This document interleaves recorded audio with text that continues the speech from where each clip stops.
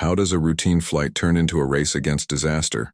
In 2001, Air Transat Flight 236 experienced a fuel leak in the middle of the Atlantic, forcing the pilots to glide the plane for 120 kilometers without engines.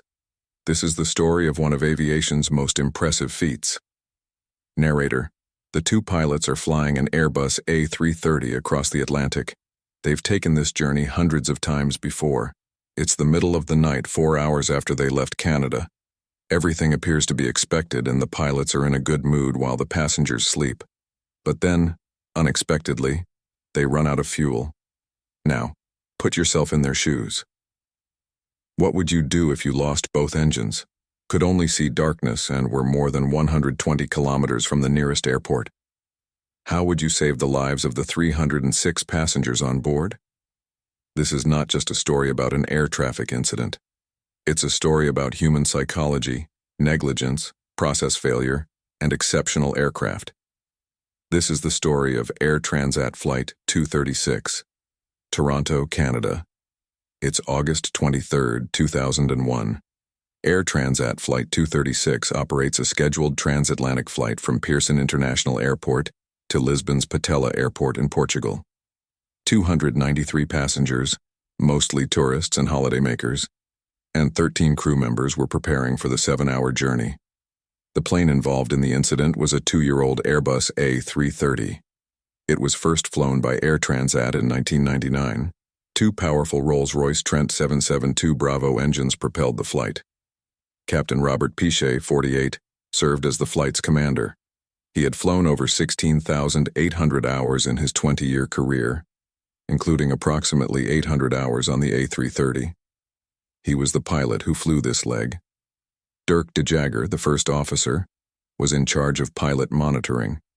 At 28 years old, he had 4,800 hours of total flying experience, including approximately 400 hours on the type. Air Transat had been in business for about 14 years and had an excellent safety record when the incident occurred. So far, they have not had a fatal accident or lost an aircraft. However, this safety record will change today. The crew unloaded 46,900 kilograms of fuel for their transatlantic flight. This was 4,500 kilograms above the minimum requirement. The crew submitted the flight plan, requested pushback, taxied to the runway, and left Toronto at 00:52 UTC. Although the A330 was fully computerized, standard operating procedures required the crew to manually calculate their direction, distance, and remaining fuel on board at each waypoint. The crew completed these checks as the plane approached waypoints at 50 degrees west and then 40 degrees west. At 04:57 UTC, about 4 hours after takeoff, the aircraft crossed 30 degrees west, and it was time to go through the checklist again. Captain Piche, we're at 30 degrees west. Please conduct an FCOM check. The fuel on board is 21.6 tons, said FO de Jager. It's within 1% of the expected value, Captain. Fuel check is complete. But unbeknownst to the pilots, a disaster was already unfolding within their plane. 6 minutes later, at 05:03 UTC, the crew received an unusual warning on their screens. FO de Jager. Captain, there's an issue with engine 2. Low oil volume, high oil pressure, and low oil temperature readings. However, number 1 appears to be in excellent condition. Narrator: oil temperatures usually only rise, they do not go down. A low oil temperature reading usually indicates a defective sensor. High oil pressure is also sporadic. Most pilots continue their careers without encountering it. When this happens, it usually means the oil is contaminated with fuel. Unfortunately, this is not explained in the A330 manual. Captain Piche: this does not make sense. Let us contact maintenance. Maybe they will know what to do. Mirabel Center, Transat 236, said FO de Jager. We need help. For engine number 2, the ECAM warns us about low oil temperatures and high oil pressure. I don't see anything in the FCOM or QRH. Can you help? However, the maintenance crew was also unable to identify the root cause. They instructed the pilots to continue monitoring the oil levels. Here's where human psychology comes into play. Because the readings were so unusual, and because the left engine's readings were perfectly normal, as well as because low oil temperature readings are typically caused by a faulty sensor, the pilots assumed that what they were seeing was a computer glitch and that their plane was fine. So they decided to keep going. To understand the rest of the story, you must first understand how an Airbus A330's fuel tanks work. The A330's fuel is stored in the wings. A tank on the left wing typically feeds the left engine, while a tank on the right usually feeds the right engine. In addition, the horizontal stabilizers include a trim tank.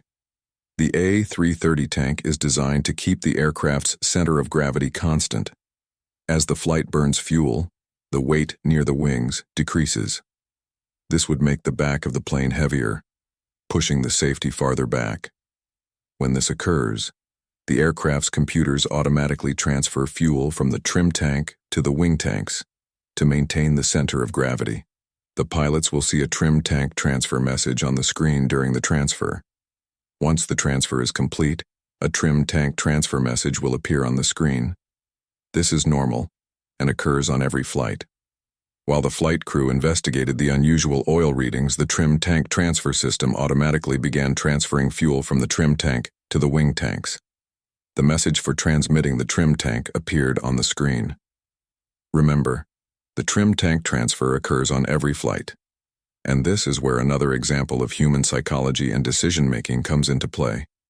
Because the pilots were used to seeing this message on every flight, they dismissed it as routine and paid little attention. They didn't realize the trim tank transfer occurred an hour earlier than expected. The pilots were unaware of a significant fuel leak in their right engine. A week before the incident flight, Air Transat maintenance staff discovered an unrelated problem with the plane's original right engine. As a result, they decided to replace it with another one. However, because Air Transat had no spare engine, Rolls-Royce loaned them one. However, the loaned engine was of an older model than what the plane required. Because of the variant differences, the fuel and hydraulic tubes would not fit properly. However, the maintenance staff forced a clearance between the two tubes and approved the engine for regular operation. The engine was reinstalled on the flight, and after 68 hours of flight time over a week, the fuel pump ruptured while the plane was over the middle of the Atlantic Ocean. The fuel leak began at 0438 UTC and lasted more than 30 minutes. However, as the fuel leaked, the trim tank automatically filled the correct tank to maintain the center of gravity. Thus, the pilots were unaware of the fuel leak. The following manual check for fuel quantity would have been at 20 degrees west, which was still 20 minutes away. Because of the leak, the fuel in the right tank was depleting faster than in the left. However, when the final trim tank transfer occurred, all remaining fuel was transferred to the correct tank. So, as the fuel leak continued, there was no more fuel to refill. At 5:33 UTC, a fuel imbalance advisory message appeared on the ECAM screen. The flight crew only noticed the imbalance between the left and proper fuel tanks. However, they have yet to consider the possibility of a fuel leak here. A fuel leak is an infrequent occurrence. Confirmation bias is becoming more prevalent. They've already convinced themselves that there is a problem with the computers. The fuel imbalance and quantity indications were unusual and unexplainable to the crew, who convinced themselves that this was just a computer error and that their plane's fuel quantity was acceptable. To maintain balance, the crew initially responded to the fuel imbalance message by cross-feeding fuel from the left to the right tank. The captain performed this step from memory, but he forgot that the checklist stated that the cross-feed step should be avoided if a fuel leak is suspected. But unfortunately, that was ignored. The cross-feed, of course, did not resolve the issue. A few minutes later, the crew determined that the remaining fuel was only 11,000 kilos. They should have had 20,000 kilograms by this point. Captain Pisha says, "It's probably just a glitch. Let us continue to monitor." Narrator. These pilots had never encountered a fuel leak or an unexplained low fuel quantity warning, either in real life or training. They'll have to figure it out on their own. The fuel supply continued to dwindle as they flew towards Portugal. At 0545 UTC, The crew determined they no longer had enough fuel to reach Lisbon and diverted the plane to Liges Airport in the Azores. At 0548 UTC, the crew informed ATC that the flight was diverting due to a fuel shortage, with only 7,000 kilos remaining. The captain instructed the lead cabin crew to visually inspect the engines and wings for any signs of a fuel leak. A fuel leak would be simple to spot during the day, but it was nearly impossible to identify in the middle of the night. The cabin crew returned to the pilots and stated that, "The flight officer, I don't see any leaks or condensation on the wings, Captain." The captain, "Okay, it's probably just a computer error, but we are diverting to Liges Airport." The captain then instructed her to prepare the cabin for a landing, most likely a ditching in the Atlantic Ocean. The fuel on board was rapidly depleting and was now at 4,800 kilos, 12,000 kilos less than planned. The right engine failed 10 minutes later, at 0630 UTC, when the aircraft was at flight level 390 and 250 kilometers from Liges. 2 minutes later, the fuel was reduced to 600 kilograms. The first officer contacted ATC and declared a mayday. The Airbus A330 has an ETOPS 180 rating, which means it can fly for up to 180 minutes on a single engine, giving Air Transat 236 plenty of time to reach the Azores. Assuming nothing else goes wrong, the crew should be able to safely land this plane. However, at 120 kilometers from the runway, the left engine also failed. The roar of the engines had been replaced by an eerie silence. As a result of the loss of pressurization, oxygen masks were dropped, and the ram turbine was used to provide electrical power for critical instruments. Air Transat Flight 236 was reduced to the status of a glider after losing control. Do you know how difficult it is to turn your car's steering wheel when the engine is off? This is because your engine generates power, allowing your power steering to function. That is how sluggish the plane's control surfaces feel to Captain Pichet. Commander Pichet had one chance to land this aircraft. He now needs to exercise extreme caution when flying this plane. If he flew at 200 knots, he could not lower the landing gear. If he flew below 140 knots, the ram turbine would not produce power. And if he makes a mistake with his calculations, he will end up in the water. The crew used an engines-out visual approach, with the assistance of military air traffic controllers and radar vectors from Liges ATC. They had the advantage of favorable weather. The aircraft descended at approximately 2,000 feet per minute, and the crew estimated they had 15 to 20 minutes before being forced to ditch in the ocean. To help them find the airport, the crew requested that ATC constantly flash the runway lights on and off. At 0631 UTC, the aircraft arrived at an altitude of approximately 13,000 feet, 8 miles from the runway end. Unfortunately, they were too tall to make it. The captain needed to find a way to lose altitude quickly. He decided to turn the plane around and complete a 360-degree turn to lose altitude. If he got this wrong, they'd end up in the Atlantic Ocean directly beneath them. He finished the 360-degree turn but remained too high to reach the airport.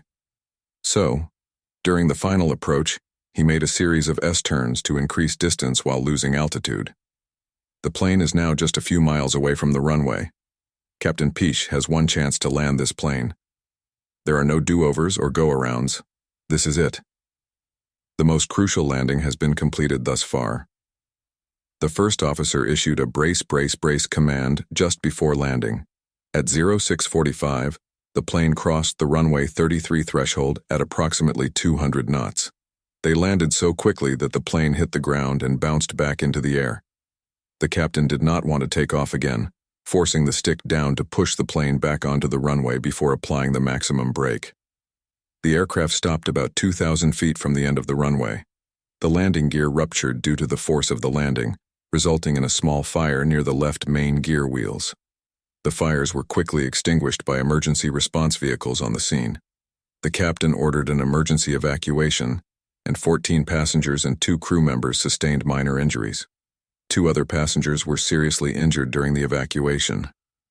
The final report identified poor maintenance practices by Air Transat's maintenance personnel as the root cause. It also faulted the flight crew for failing to recognize a fuel leak and performing a fuel imbalance procedure checklist from memory. According to the report, if the captain had completed the fuel leak checklist when the first signs of a leak appeared, the plane would have arrived in the Azores with fuel still on board. Air Transat accepted responsibility for the accident and received a $250,000 Canadian fine, the largest in Canadian history. Captain Pichet received the Superior Airmanship Award in 2002 for his incredible feat of gliding a passenger plane without engines for nearly 120 kilometers, the most significant distance ever traveled. Thanks for watching Shadows of History. If you enjoyed the video, don't forget to hit the like button and subscribe for more incredible stories from the past. See you in the next one.